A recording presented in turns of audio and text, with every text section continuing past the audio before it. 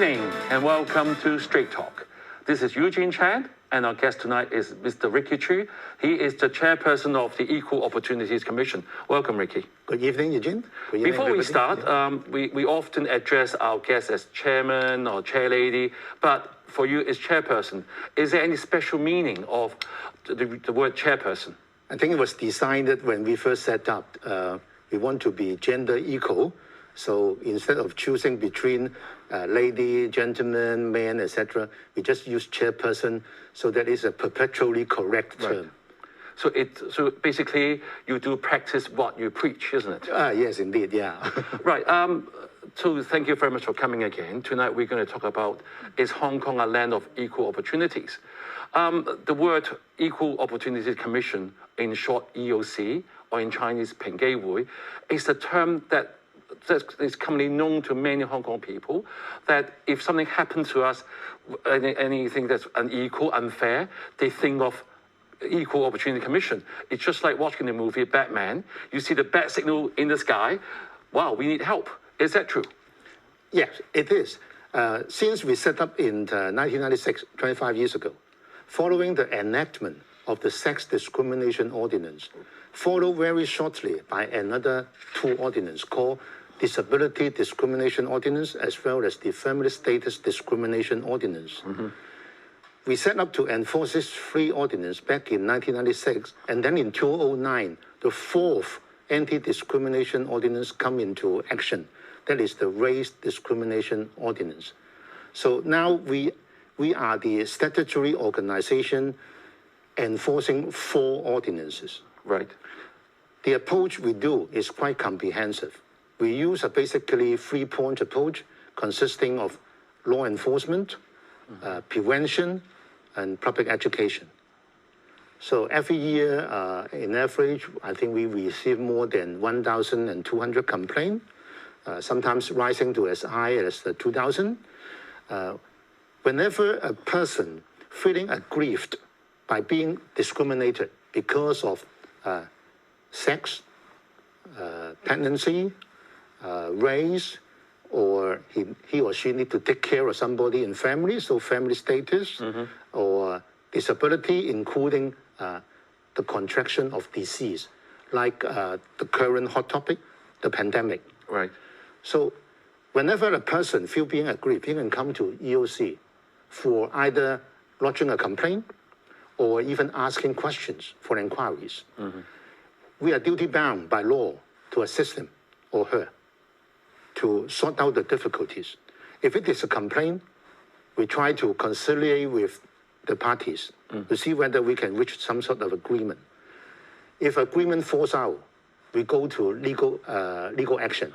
We take civil action if the cases warrant.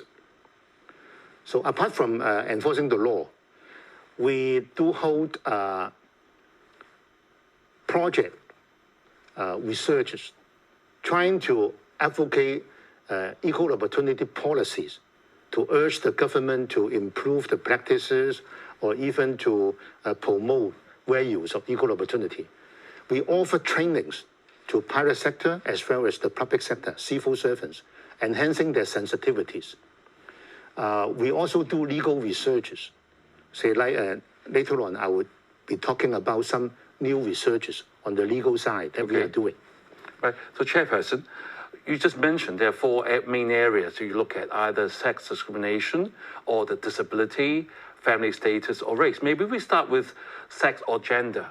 What will be the most common issue that the men on the street will encounter daily that they will feel uncomfortable or they feel being discriminated against? Maybe we can start explore that with the audience. In the past few years, the most common type of complaints or inquiries relating to the sex discrimination issues are sexual harassment, right? Pregnancy discrimination, or other verbal or behavioral unfair treatment to employees. So that will be the most common complaint you will 80% of our complaints are related to employment matters. Right. Do you get any complaints on being on a certain gender, either male or female, and not having the equal opportunity. Do you get that complaint anymore? Relatively, much less than what the types that I've been mentioning about. I mean, even in Hong Kong nowadays, you seldom come across a man or a woman come up to the EOC complaining that, oh, because of my gender, I'm being discriminated. So then in Hong Kong, it's getting better by the day. In that area, we are doing, in fact, quite well. Right. And you mentioned about sexual harassment. I mean, what exactly about sexual harassment do people face? Yeah, just recently, we are having a case contemplating to go to court. Is that there is a woman working in a restaurant, and during her work, she has some encounter, amounted to close bodily encounter with other staff of male gender, and then some row ensue, and then she complained of being sexually harassed. So this is the common kind of complaint. Can this be a very common subjective feeling that, I mean, somebody could have just accidentally, I mean, or I would say touching the body unintentionally, or the person will take it the other way? I mean, do you see that often? Well, that's the point of argument that most of these complaints involve. Of course, if you are on the defensive side, then you have all sorts of defending rationales behind your action.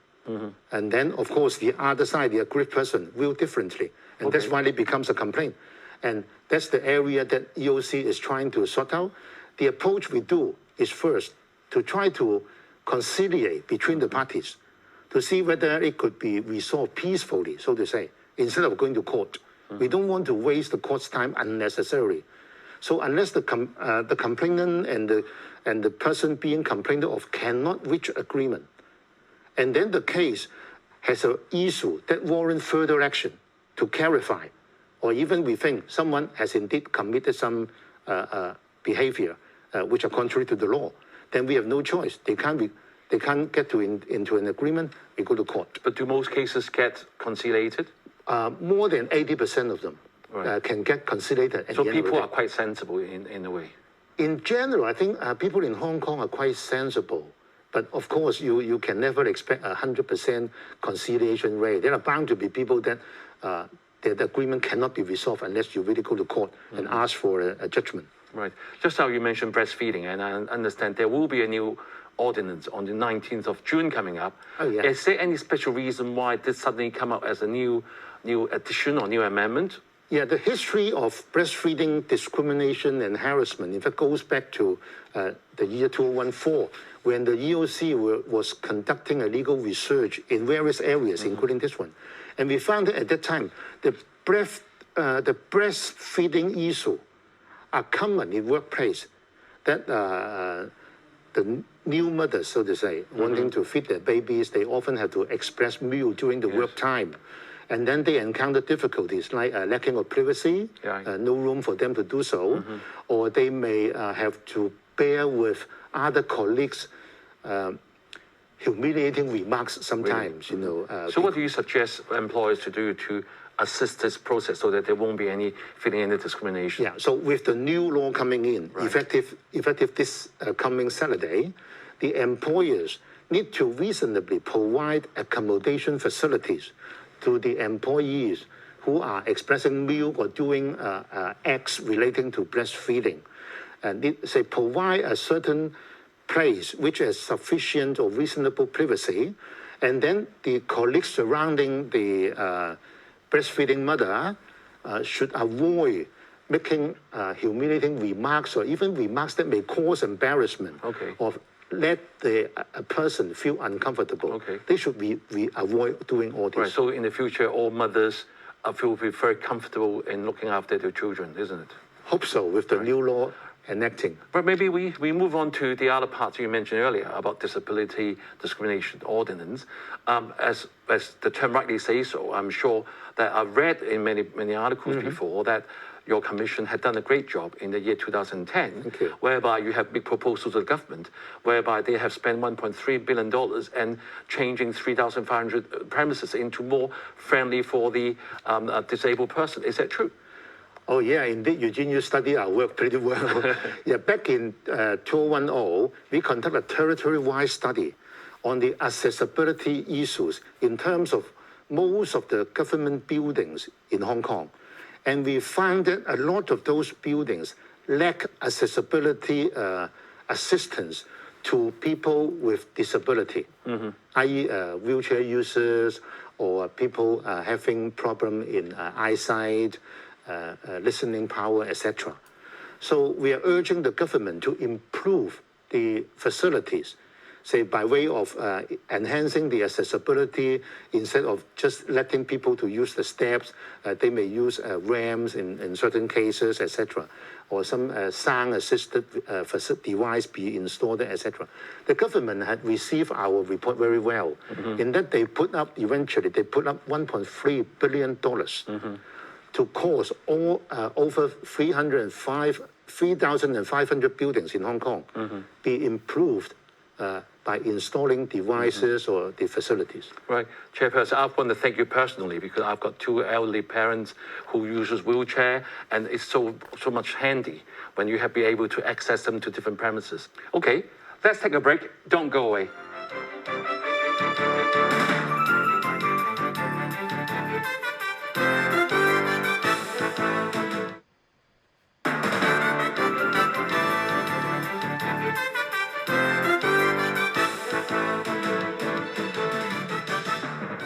Welcome back. We have been talking to Ricky Chiu, the chairman of EOC, about our rights of equal opportunities in Hong Kong. In the first part, we have discussed on sex and disability discrimination. Before we move on to the next topic, one of the very hot topics right now, as you mentioned right at the beginning, is about our COVID-19. We had the introduction of the vaccination bubble program that relating to the employees. What rights do the employees have? Yeah, has always been a public concern. And for answering this question, we have to rely on Section 61 of the Discrimination Against Disability Ordinance. In Section 61, it says that for the purpose of preventing a disease, in this case, the pandemic, employers or the governments can roll out preventive measures. So the compulsory vaccination or the compulsory checking are these measures. So it falls into the category. It's all right for you to roll out the measures, but then the discrimination issue comes up when people disagree to comply with the measures. Then you have to consider what treatment, what result would be for those people who has been vaccinated, those people who have not been vaccinated. Especially as an employee. Yeah, for the in this case, the employees. So there are bound to be difference in treatment, right? Exactly. Those people who got a jab can do certain things. Those people who hasn't got a jab cannot do certain things. This is technically discrimination. Right. But is it against the law? It may or may not, depending on two keywords: reasonable and necessary. The employer has to justify that the outcome of complying or non-complying with the preventive measure are reasonable and necessary for the purpose of preventing the pandemic. Right. So, Chairperson, sorry to ask you a very direct question on behalf of our audience. A lot of families have domestic helpers. Is it all right if we ask our domestic helpers to have the vaccination for their own sake as well as for the family? It's reasonable? It is necessary? Does that constitute discrimination? It is certainly reasonable for the employer to ask the employee to comply with it. The issue comes up when the employee say, sorry, for some reason, either medical reason, psychological reason, or other reasons, I cannot comply with your request. Right. Then the decision is on the employer. What are you going to do? If the employer said, oh, in that case, I fire you, then the employee may lodge a complaint or may even directly go to court and sue you, isn't it? It's her right. They are right, yes. And that's the issue of reasonableness and necessity, Necessity. come into play, the employer must justify that, oh, I have to dismiss you because otherwise certain things would happen. If you have elderly parents, for example. Something like that. So it has to be on a case-by-case basis, and we cannot in general say that Okay. it is against the law or otherwise. Okay. That's the complication. So what I've been urging the public to do is that for the outcome of non-compliance with the measures, we suggest both parties sit together, find out what the reasonable solution can be. Is there any alternative measures that both sides can accept? For example, for a domestic helper, first of all, what's the reason why you refuse? If you say, oh, because I have medical proof that because I have high blood pressure or other allergic issues, I can't take the vaccine. So if this is a confirmed medical view that she would be at risk if she take the vaccine, then it would be unreasonable for you to fire her immediately, isn't it? Then you would try to find out, say, okay, for example, is it due to medical problem? Can you get it cured? Can you take other medical treatment, say, for 2 or 3 months, and then you can, you're all right now, you can get a jab? If that is, then the employer should take that course of action. Right. Okay. So thank you very much for clearing up. I'm sure the audience will want me to ask you. So let's also look at a recent issue that happened in Legislative Council. There have been quite a lot of news lately about the gay games to be held in Hong Kong. It's going to be the first one in Asia in November. And the main argument is on whether the government should help the organizer of the games to actually put money and logistic support. And you have replied, I mean, quite a number of times in the media. I can just find so many comments in the public domain. What is your take on that? Yeah, first of all, we respect and understand that this issue is controversial because of the background of the hosting party, the gay game. But from EOC's perspective, we have been supporting the gay game since 2016-17, when they applied the right to get Hong Kong to host the next gay game in 2022 November. It happens in 3 or 4 years ago. Right. The reason of the EOC doing so is that we look at the gay game's objective. The gay game, even the name is gay game. It actually open to all without any restriction. Anyone can participate, as simple as that. So we see that the vision and the goal of the gay game is just to allow everybody to have a role to play in this However, activity. the name gay games imply the games for the gay. I mean, that's on literally explanation. Why do you say that it involves everybody? We would say that it is hosted by the party promoting the benefit and the welfare of the LGBTI community. Right. That's the background.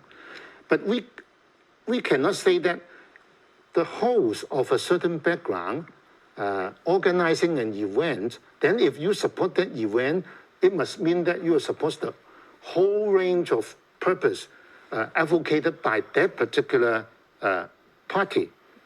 Because if you apply this logic, then there would be a lot of restriction for people to support a certain activities. They need to look at the background very closely. For example, if some activity is organized by the party with a certain political belief, then does it mean that you support the activity even if it is just a sports activity? You support the ultimate purpose of that belief. So There's two different things. So you are saying that you understand the perspective of what the other people are bringing up. You do understand. Yeah, and we respect that as well. But you won't reconsider it. You won't reconsider your decision. No, our stance will be the same because the gay game is open for all. So it fits with our vision that we want to achieve Hong Kong as a pluralistic and diversified and also inclusive city. We wouldn't link the game to the whole range of the objective that a certain parties is advocating for. Besides, they do not voice out in organizing the gay game that they want to push for a certain move Right. They didn't say that. Okay. All right. Okay. So maybe we move on to the next one because there are so many issues that we're sure. interested to ask you. So, Chairperson, as regarding to race, I know race discrimination is one part of your work, and I'm sure a lot of Hong Kong people have realized that in the last few years, in particular, there may be some discrimination against the Chinese from mainland, the mainlanders, like the restaurants and like whether they're allowed to do certain things. Are you concerned? Yes, very concerned. Because, Eugene, you point out this problem. It can even be dated back more than 2 years ago. You still remember that in those old days, when the mainland Chinese tourists come to Hong Kong, shopping, etc., they bring with their products. The suitcases? The suitcases. When they are entering the border area, the suitcase got kicked out. Even the tourists themselves got attacked. So the problem has been a long-term problem and become very acute since 2019. For obvious reason, you have seen scenarios whereby mainland reporter being captured in the airport, restaurant posting notice, refusing to serve people from mainland, or even people talking with Mandarin. So we look at the issue. We compile a legal research report, and the report has been completed. And we proposed to the government in end of March by way of 4 options to resolve this discrimination against mainland people issue. What are the 4 options we propose? In a nutshell, very simple. First one, we want a clarified clause be stipulated out, spell the obvious, that people can discriminate another person, even they are of the same ethnic origin. I.e., Chinese people discriminating against Chinese people should be against the law. It is always the case, but it is not spelled out clearly in the law. We want it spelled out obviously. Option 1. Option 2, we want to put in a new clause that it is against the law for people to discriminate another one of their residence status. The third one? The third one is that it's against the law to discriminate someone who comes from a different place than you in mainland China. The last one? The last one is that for all these cases that I've seen in 2 years, there's a one common feature: lack of complainant. We want EOC be empowered to investigate and prosecute these kind of cases in the absence of an aggrieved person. Right. Thank you, Ricky. Thank you for coming and share with us about the EOC's work. And that means next time, if we feel that we are being discriminated against, we know our rights. You're most welcome. So thank you for joining us. See you next week. Good night.